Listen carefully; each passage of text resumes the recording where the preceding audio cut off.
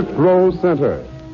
It's another gala premiere today in WGN's Michigan Boulevard Playhouse as we present the charming young French star, Simone Simon, in a delightful romantic comedy, Model Princess.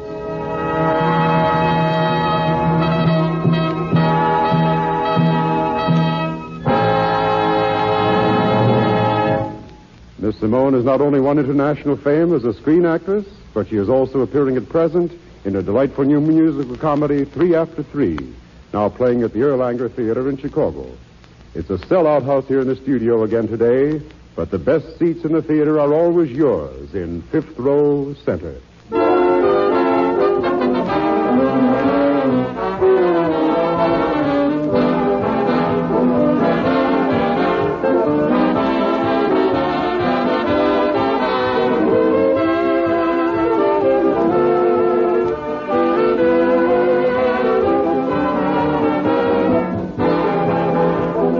Now the lights are being dimmed, and before the first act curtain, we've just time to tell you that supporting Simone Simon in this afternoon's play is a fine cast of famous players, including Olin Soule, Louise Barclay, Brett Morrison, Renee Rodier, and Willard Waterman.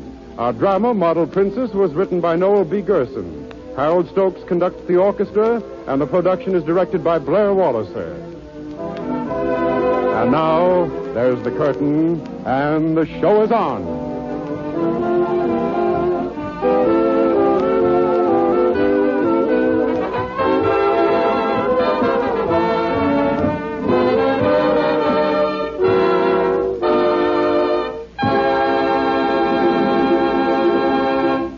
Our first scene takes place in the busy newsroom of a metropolitan newspaper in a great American seaport. The city editor is speaking. Marley. Joe Marley. Yeah. Joe, come here. What? I got a peach of a story for you. Another debutante drinking champagne out of whatever debutantes drink champagne out of. No. This is a real story. Look, take a photographer down with you and go to the docks where the President Van Buren is docked. His Highness, the famous Prince Paul, is on board with his new bride. She's a French gal, apparently. We don't know much about it. In fact, I didn't even know the prince was married, so it sounds like it ought to be a good yarn. Do either of them speak English, or do I use sign language? You find that out for yourself. Okay, sunshine. I wish I was back at police court. We could always get a story out of the judge. And maybe a free lunch, too.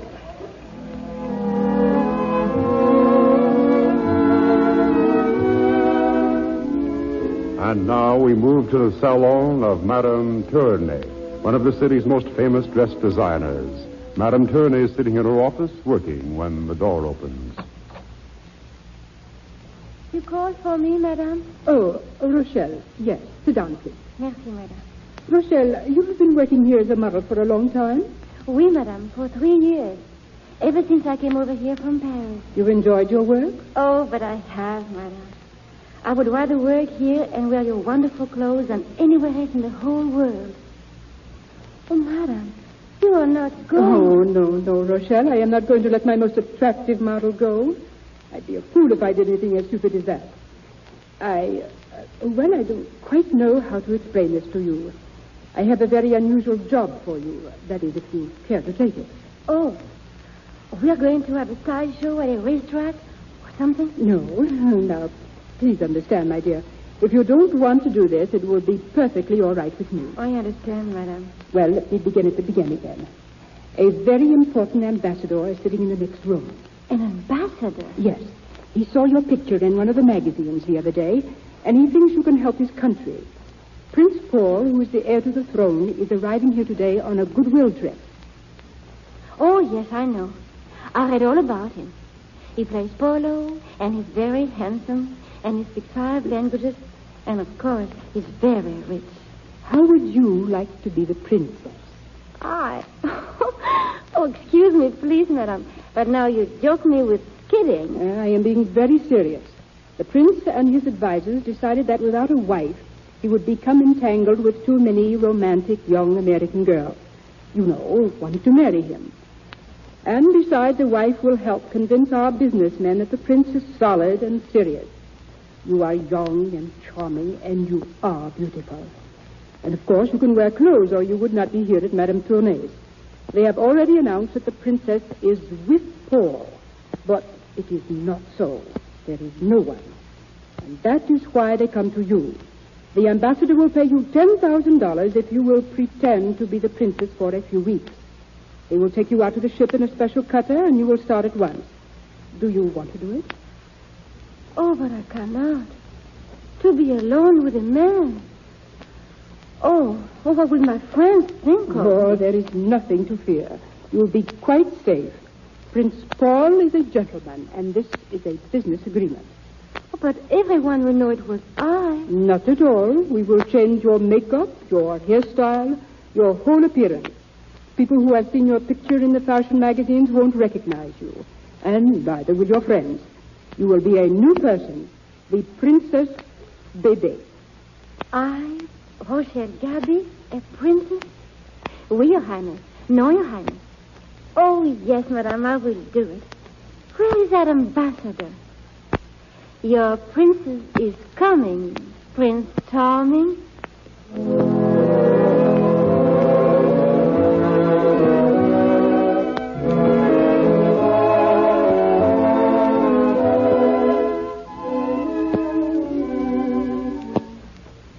You're doing beautifully, Rochelle. You could not have done better if you'd been born a princess. Oh, these past 3 days have just been like a dream. Sometimes I can close my eyes and almost imagine that I am the princess. And when I open them and see a room as big as this one, I know I must be at least a statue. Is this the grand ballroom of the hotel? Do they hold big meetings here? Oh, this is just the royal suite. I wonder. Do they think kings and queens and princesses are bigger than other people? The rooms are always so much larger. This afternoon may be rather difficult for you. It'll be the first time you see a member of the press alone. It'll be difficult for you, too. Going to start building a new embassy and making a big speech. This won't be a novel experience for me, my dear. I've had enough experience with cornerstones to be an expert stone mason by this time. I've been making speeches since I was 10 years old. Yes, it must be very boring for you. But I am enjoying myself. And I'm going to enjoy being interviewed today. I hope. Now, just remember this. If you get into difficulty, a member of the staff will be in the next room. I will remember. Mr. Joseph Morley of the Star Express is here by appointment to see Her Highness. You may show him in. Are you leaving, Your Highness? Yes, I must go. And do your best. Oh, dear. I shall try. Very hard. Adieu, Paul. Adieu. Entrez. Your Highness, I'm Joe Morley, the Star Express. How do you do? Will you not come in? Thanks. Please sit down. Well, maybe you can tell I'm a little bit on the edgy side. You see, this is the first time I've ever interviewed a princess. How nice. We're starting together then. This is the first time I have been interviewed alone by a newspaper reporter. It is? Yes. I mean, you see, the first time in your country. Oh. Didn't quite get you there for a minute. Well, then, shall we begin? Mm-hmm. Have you been a reporter very long? Almost 5 years now. Do you enjoy your work? Yeah, pretty well. But I'd like to get away from this sort of stuff. You know, I don't like to pry into other people's lives. Or what would you like to do? Well, I own some property up in Vermont. I'd like to go up there and live. Oh, it's wonderful up there in the winter. Everything, as far as you can see, is all still, white, and sparkling. It's cold outside and warm inside and crisp everywhere. That sounds enchanting. Yeah. Yeah, but that's the whole trouble. It's too good. I'll never get there. Well, why not? Well, I can't go up alone. I'm not married. I don't even know any girl who'd want to bury herself up in the Vermont hills with me. I should think any girl would love living that kind of a life. You do? Of course I do. Well, why can't you find the right girl? You tell me, sister. I beg your pardon, Your Highness. Oh, that's all right. Oh, really, I'm terribly sorry. But don't apologize. I'm okay with that crack. Hey, wait a minute. What kind of an interview is this, anyway? You're asking me all the questions. Now then, what about you? Oh, there's nothing very remarkable about me. I was born in Paris, And I lived there most of my life, and here I am. You're being rather modest. No, that's all there is to me. Yeah, well, that isn't every girl who marries a prince and will someday be a queen. Not every girl wants to be a princess or a queen. No? What do they want?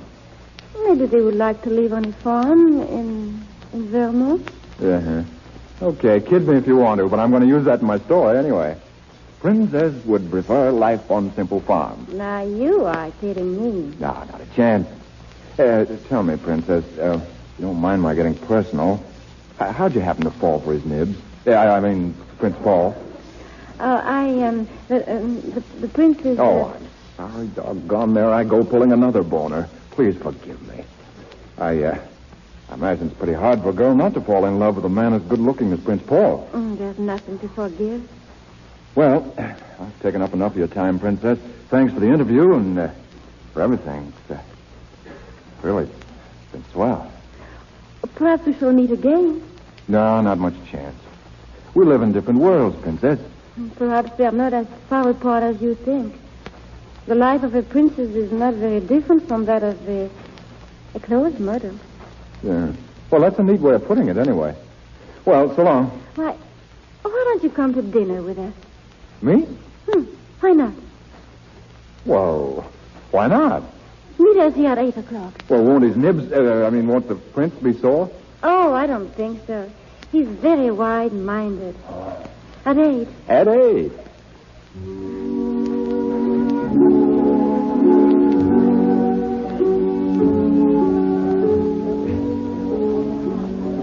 You dance beautifully, Princess. I love to waltz with you.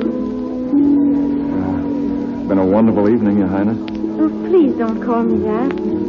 Why don't you just call me Rochelle? I thought your name was Baby. Oh, yes. Oh, well, my friends all call me Rochelle. Am I a friend? I hope so. Doggone, you know, I wish you weren't a princess. Married to a prince.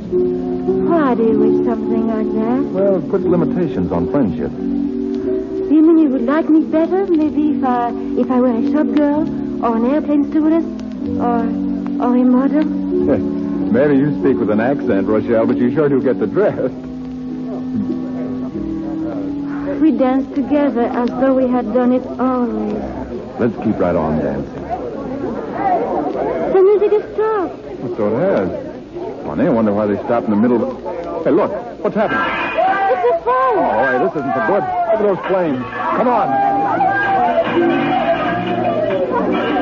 Hey, this is a stampede. Are you all right, Rochelle?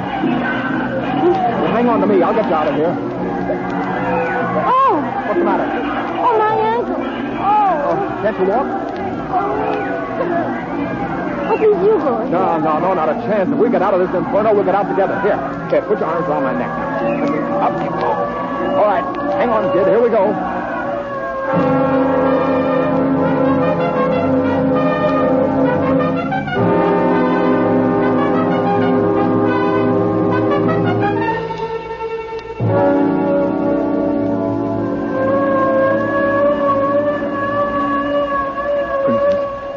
Rochelle, are you all right? We're safe. We're out. I'll say something, please. Are you ill or what's wrong? Oh, darling. Darling. Give her air. She's fainted, buddy. You called me darling. Are you all right? You saved my life, and you called me darling. I called you... Oh, I'm sorry. That was a pretty rotten thing to do. I keep forgetting you're married to the prince. I was holding you in my arms. Sort of lost track of things, I suppose. Please, don't think too badly of me. Whatever I think of you, and I shall think many things, it'll never be that. I promise you.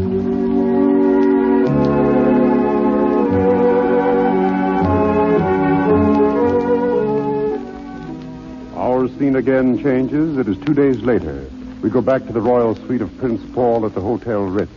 The prince is reading a newspaper. My dear, come in. Come in. Please, sir, I want to speak to you, Paul. Your Highness. But of course, I'm merely reading the papers. We have another fine press today, thanks to you. Oh, that's what I wish to speak to you about. I want to stop now. To end this silly farce at once. You want to do what? There's no pleasure in this game of pretending to be someone else. You've been very kind. You've been wonderful. And I cannot go on. I must stop. I must. Well, you cannot leave now.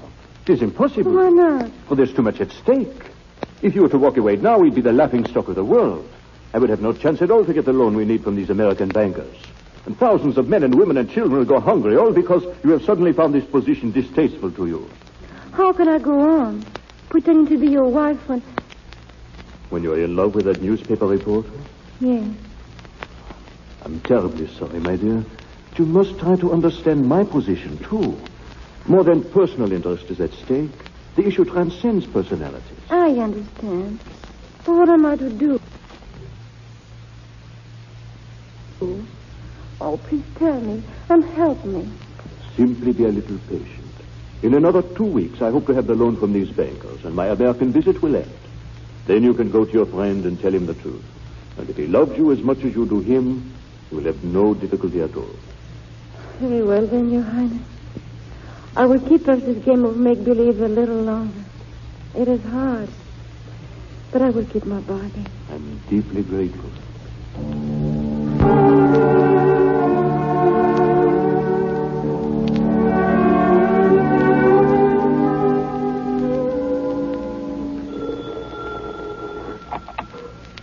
Hello? Hello? Huh? Yeah, this is Joe Morley. Yes, I tell you it is. Hey, who in blazes is calling me at 4 a.m. to find out if I'm me? I don't care if you got a story for me. I'm sleepy. Huh? What's that? About the princess? What do you mean? What? Say, look, if you're trying to pull a gag, so help me, Yeah, all right. All right, I'll be over in the morning. Sure I will. First thing in the morning.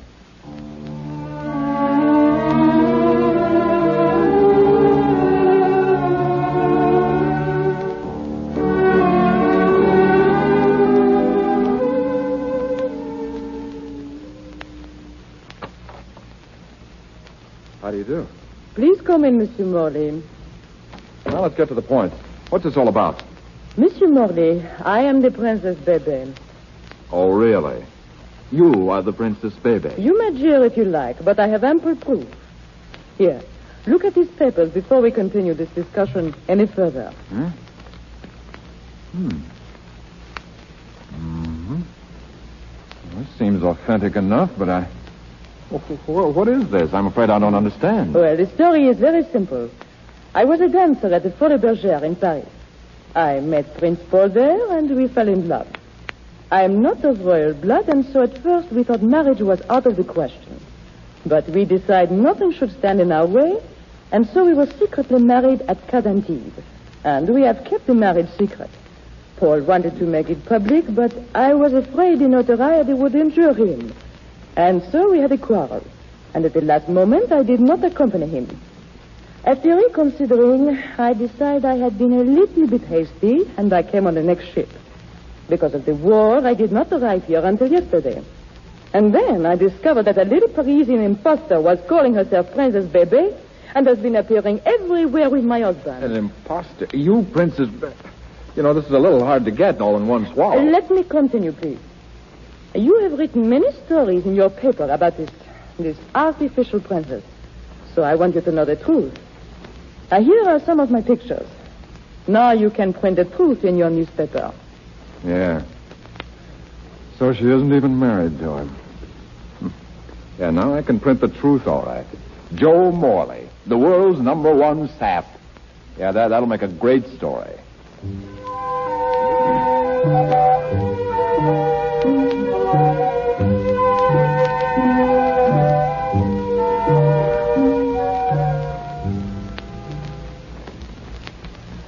You say Mr. Morley is here, doesn't want to see me?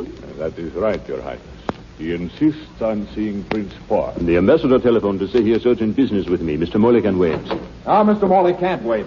And I can tell you everything the ambassador has to say. Joe, what are you doing? Take a look at these pictures, Prince Paul. Do you recognize this lady? Baby. Yeah. Mr. Morley, where did you get these photos? What do you think? From the little lady herself, not a motion picture. From Baby? Then she is here. Yeah, you catch on fast. Baby. But I am Baby. Am I not? Hey, look, let's all take our hair down now and quit pretending. You've had a lot of fun with me, haven't you, Princess? I've never known anyone just like you before, but I've heard about your type. A lady gigolo. I hope you get a lot of laughs out of this. I will, when I get my sense of humor back. Bebe here? Where is she, Mr. Morley? Where is she? Rochelle, Bebe is my wife. Your wife? Oh, Joe. Now I see why you're angry. But I knew nothing, Joe. Oh, please listen to me. I didn't make a fool of you. Honestly, I didn't. Well, you tried hard enough. Oh, don't do this to me, Joe. All I ask is that you listen to me. No, I won't listen to you. I listened to you too much already. Star reporter Morley mixes honey with printer's ink. Mixture doesn't gel. Result, the ink comes off the page. All right, then. Don't listen to a word I have to say. Well, there's nothing I would say to you anyway. You're mean and contemptible and unfair and suspicious and vulgar and horrible and prejudiced and hateful and terrible and... And nasty. And super nasty. I don't know why I ever liked you. I didn't. I never did like you. I hate you. I never want to talk to you again. I never wanted to see you again. I won't either. Oh, why did I ever leave Paris? At least if men there weren't gentlemen, they still acted like gentlemen. This is a finish, Your Highness. I don't want the $10,000. I don't want anything. I'm leaving now. Goodbye. Poor child. Hey, what was that she said about $10,000? Were you paying her to pose as the princess? Naturally, I was paying her. This was strictly a business arrangement, nothing more. Oh, I've made a nice mess out of this. Rochelle! Oh, she's gone. You're a discerning young man. Well, I've got to find her and tell her I didn't understand. I made a terrible mistake. There are many entrances to this hotel. You'll have a difficult time. Well, do you know where I can reach her then? I do not. You mean even if you did know, you wouldn't tell me? Correct.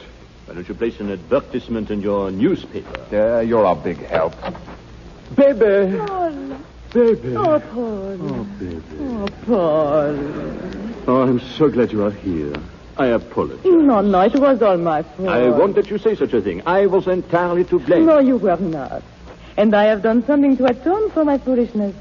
Oh, Paul, why did you not tell me you were trying to arrange a loan for Mr. Grant, the banker? There's no need to bother you with such matters. How do you know Mr. Grant? What do you know about a loan? But I've known Mr. Grant for many years. Just an old friend of the family, I suppose. You keep still. What about the loan? The ambassador told me about it, and he said I must keep very quiet or we would not get the money. So? So I telephoned to Mr. Grant, and he said that if he had known I was the Princess Bebe, he would have given you the loan long ago. You see, Mr. Grant is indebted to me. I introduced him to his wife. You're wonderful, baby. You're wonderful. Where's the money? He will send you the necessary papers today. We will celebrate. We will go home. Oh, boy, let's all go home. Goodbye, Mr. Morley. Oh, my darling. And so they lived happily ever after. Fooey.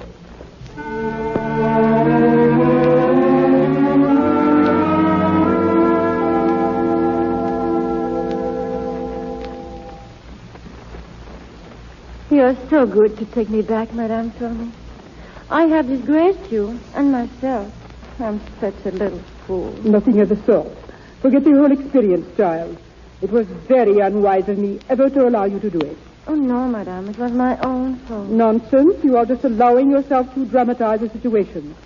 You made the mistake of falling in love with a young man who obviously was not worthy of you. Now then, forget it and go back to work. A new line of evening dresses has come in. Go try them on. And if there is one you like particularly well, you may keep it. Yes, Madame. Thank you so much. Hello. Get me the Star Express, please.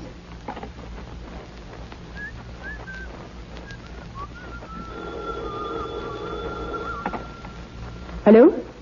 I want to speak to Mr. Morley, please. Yes, he's one of your reporters. Yes, please. Hello? Hello, Mr. Morley? Mr. Morley, this is Madame Turney of 3rd Street. I wondered if you might drop over here to see me. No, on personal business. Anytime this afternoon, Mr. Morley. Thanks so much.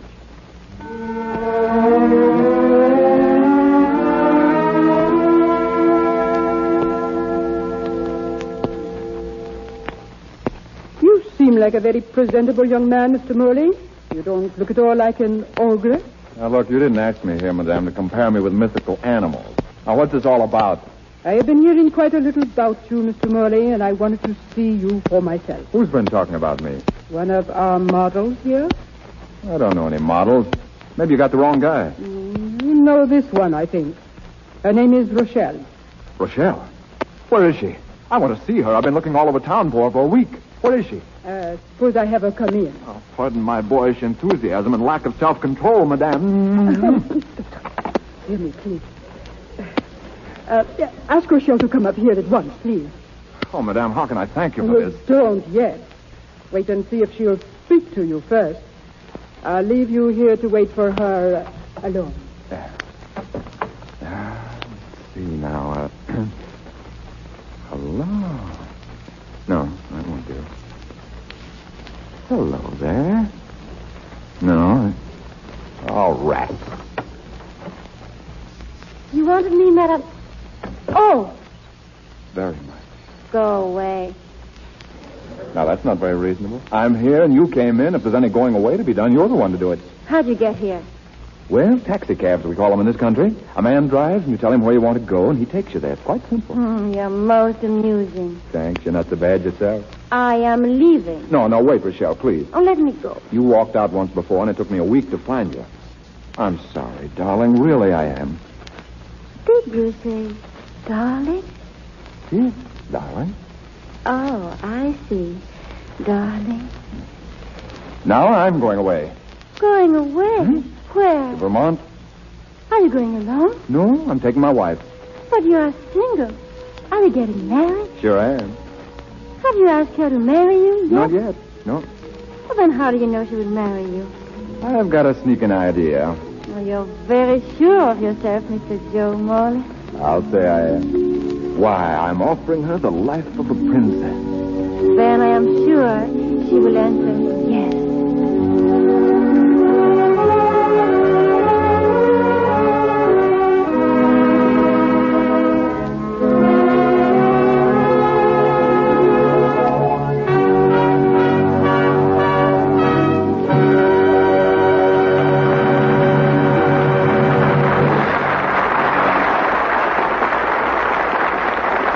Ladies and gentlemen, you have just heard Model Princess, a radio play starring America's favorite French ingenue, Simone Simon, and presented from coast to coast over the Mutual Network from the audience studios of WGN in Chicago. And now, if Miss Simone's had a chance to catch her breath after that final romantic love scene, we'd like to ask her to step out of character for a minute.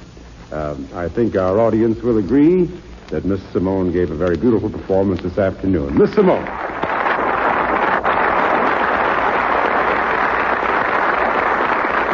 I understand, Miss Simone, that you're to be doubly congratulated. Am I right in saying that this is only your third time speaking before a microphone in this country? Yes, Mr. Andre. You see, I'm still just a beginner. Well, you certainly sounded like a veteran. How do you like radio acting, Miss Simone? Oh, I think any kind of acting is fun. On the stage, in the movies, on the radio. I love it. Tell us, is this your first visit to Chicago? Yes, it is. And I hope it won't be the last. I think it's a beautiful town. And the WGN studio is one of the most beautiful I've ever seen, here or abroad. You have another first to your credit, too, I know. Your present role in 3 After 3 is your first in an American stage play or musical, isn't it? Yes. Well, you see, all the work I've done in this country was in Hollywood. Miss Simone, suppose now, for the sake of the ladies listening in, you give us the French viewpoint on American styles. What do you think of our shops, for instance? Well, it's a good thing we are doing a lot of rehearsing, or I never stop shopping. I've seen so many beautiful things in your Chicago shops I'd love to buy. Well, as I said, it's a good thing we're rehearsing so much. Another thing I'd like to ask, Miss Simone, how many movies did you make in Paris before you came to Hollywood? Quite a few, about 10. Did you do any stage plays or musicals over there? Yes, both. In fact, most of my work was in musical comedies. And another question. What are your plans after the road tour New York run of 3 after 3? Well, if business keeps on as good as it has been, that's too far off to worry about. Well, thanks very much, Simone. And ladies and gentlemen, featured in tonight's play with Miss Simone, Roland Soleil as Joe Morley, Louise Barclay as the Princess, Brett Morrison as Prince Paul, Renee Rodier as Madame Turney, and Willard Waterman as the editor. The drama was written by Noel B. Gerson, the orchestra was conducted by Harold Stokes, and the production was directed by Blair Walliser. Next Sunday, listen for Glenda Farrell, Alan Dinehart, and Lyle Talbot in Jungle Drums, another premiere on Fifth Row Center. Pierre Andre speaking. This is the Mutual Broadcasting System.